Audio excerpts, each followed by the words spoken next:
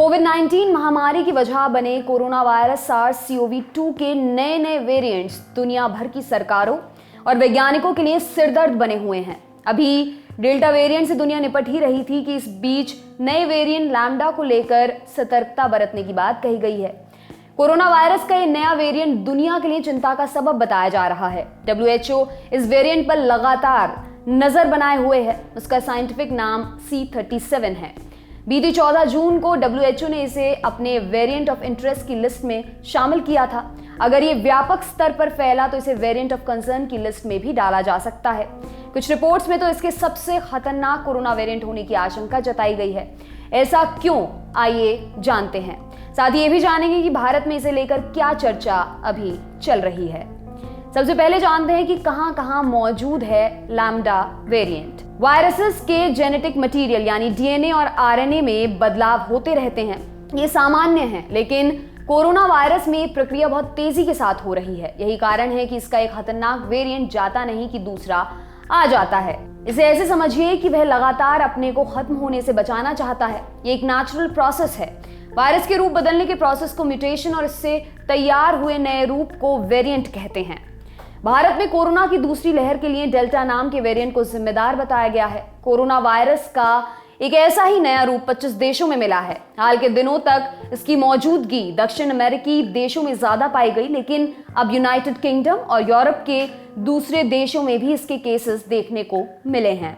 WHO ने इस virus variant को लैम्डा नाम दिया है। माना जा रहा है कि यह भी ओरिजिनल वायरस के मुकाबले कई गुना तेजी से फैलता है। हालांकि इसके ट्रांसमिशन की रफ्तार को लेकर निश्चित जानकारी अभी उपलब्ध नहीं है। वैज्ञानिक इसका पता लगा रहे हैं।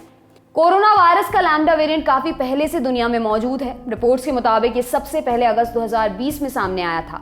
माना जा रहा है कि इस वेरिएंट की शुरुआत दक्षिण अमेरिकी देश पेरू से हुई है। इस वेरिएंट से बीमार पड़े लोगों के 80% मामले इसी देश में देखने को मिले। इसके अलावा पेरू के पड़ोसी देश चिली, इक्वाडोर और अर्जेंटीना में भी ये वेरिएंट देखा गया था, लेकिन मार्च 2021 के बाद से इसके केसेस 25 देशों में रिपोर्ट होने लगे।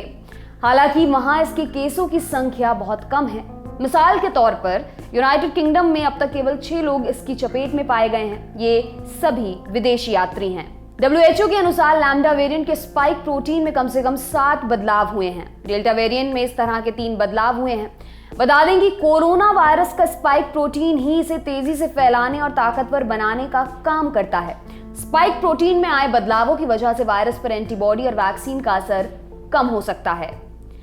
चिली में लैम्डा वेरिएंट पर एक नई स्टडी की गई। उससे पता चला है कि लैम्डा के फैलने की दर अल्फा और गामा वेरिएंट के मुकाबले काफी ज्यादा है। स्टडी में यह भी बताया गया कि वेरिएंट पर चाइनीज वैक्सीन साइनोवैक का असर भी कम हुआ है। कोरोना वायरस पर लगातार नजर रखने वाले डॉक्टर विपिन वशिष्ठ ने दी लल्लन टॉप से हुई बातचीत में बताया, लैम्डा वेरिएंट का म्यूटेशन स्पाइक प्रोटीन से जुड़ा हुआ है। ऐसे में इस बात की संभावना है कि तेजी से फैले। इससे उन लोगों को फिर से इन्फेक्शन होने का खतरा बढ़ सकता है जिन्हें पहले कोरोना वायरस का इन्फेक्शन हो चुका है। कुछ मामलों में ये वेरिएंट वैक्सीनेशन को भी छका सकता है। हालांकि वैक्सीनेशन इसके बावजूद काफी हद तक सुरक्षा प्रदान करेगा। जानते हैं WHO का इस बारे में क्या कहना है। विश्व स्वास्थ्य संगठन ने इस वेरिएंट की और ज्यादा जांच पड़ताल करने पर जोर दिया है। उसके अनुसार अभी इसके बारे में ज्यादा पड़ताल की जरूरत है। हमारे पास बहुत सीमित जानकारी उपलब्ध है कि वायरस के जीनोम में कितना बदलाव आया है। ज्यादा समझ के लिए अध्ययन करने की जरूरत है। उसके बाद ही पता चल पाएगा कि इसे फैलने से कैसे रोका जा सकेगा और क्या किया जा सकता है। इस वेरिएंट पर वैक्सीन के असर को लेकर भी अभी स्टडी की जरूरत है। हालांकि WHO का इसे वेरिएंट ऑफ इंटरेस्ट की कैटेगरी में रखना ये बताता है कि इसे लेकर चिंता लगातार बनी हुई है। WHO के नामकरण के अनुसार इस वक्त दुनिया में कोरोना वायरस के 7 वेरिएंट हैं जो वेरिएंट ऑफ इंटरेस्ट की कैटेगरी में आते हैं। इस कैटेगरी में लैम्डा वेरिएंट भी आता है। 4 वेरिएंट अल्फा, बीटा, गामा और डेल्टा वेरिएंट ऑफ कंसर्न की कैटेगरी में रखे गए हैं, मतलब इनसे बड़ा खतरा है। इन नामों को रखने का काम WHO करता है। सभी नाम ग्रीक अल्फाबेट पर आधारित हैं। इन नामों को इसलिए रखा गया है ताकि किसी भी वेरिएंट को किसी देश से ना जोड़ा जाए। इस शब्दावली के मुताबिक ब्रिटेन से मिले वेरिएंट B117 को अल्फा नाम दिया गया है। दक्षिण अफ्रीका में मिले वेरिएंट B1351 को अब बीटा नाम से जाना जाता है। ब्राजील में नवंबर 2020 में मिले P1 स्ट्रेन को अब गामा कहा जाता है। अमेरिका में मिले B1427 और B1429 स्ट्रेन को एप्सिलोन तो B1526 वेरिएंट को आयोटा नाम दिया गया है। फिलीपींस में जो कोरोना वायरस का स्ट्रेन P3 मिला था उसे थीटा कहा गया।